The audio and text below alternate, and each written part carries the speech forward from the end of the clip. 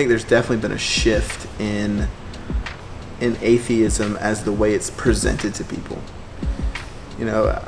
At the turn of the 2000s, you had this, explosion of what's called the New Atheist Movement, where you had guys like Richard Dawkins, Daniel Dennett, Sam Harris, the late Christopher Hitchens, and they made atheism popular again. I'd say they made atheism popular again, and one of the ways that they did that is they were super aggressive in their approach.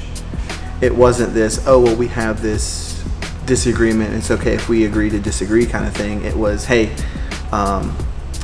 religion is evil, religion is bad, and in the case of Christopher Hitchens, he comes out with a book that says God is not great, and basically talks about how we need to get rid of religion. Religion poisons everything was the subtitle of his book. And so you have a form of atheism, I guess you could say, comes to the forefront and really makes it okay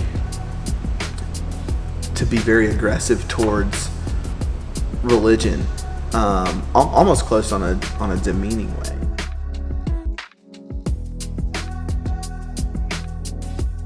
As the culture moves more towards this political correctness, we see that kind of fades away. And so now what you have, instead of this hard, aggressive atheism that's like, hey, we need to wipe religion out of out of society, we need to get rid of religion altogether.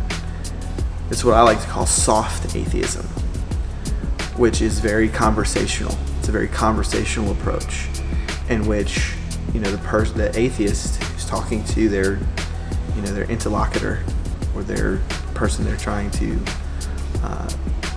get to question their deeply held beliefs.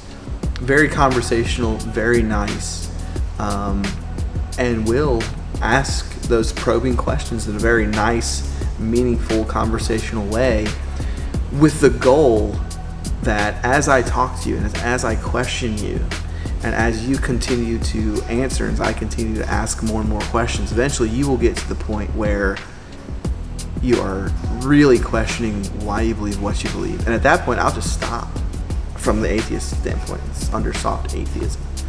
And then we'll have other conversations to follow that up. And so there's been this drastic shift in how the atheist community approaches religion. Now, the person who's talking as the soft atheist, they might not believe that religion, they might not necessarily come out and say religion needs to be wiped off the face of the earth, but their methods are designed to accomplish that.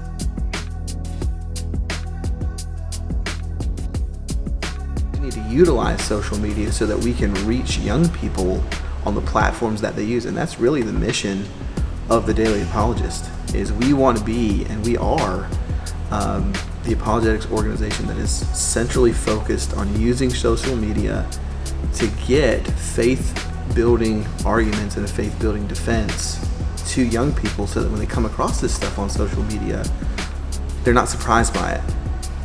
They see it, they can handle it, and so we try to handle those really big questions that will cause a lot of doubt early on, so that there's not the crisis of faith when they get to college.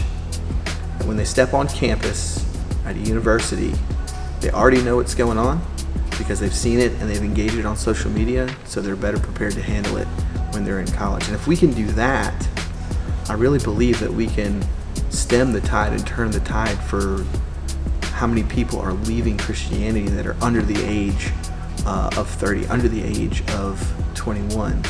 And so we have this opportunity to really change culture because of the gift of social media. And pairing that with apologetics, we can raise up a generation or multiple generations of defenders of the truth that can impact culture for not just a couple of years, not just 5 years, but literally hundreds of years down the line. So I think that's another big piece of the puzzle as we look at where does apologetics need to go in the future.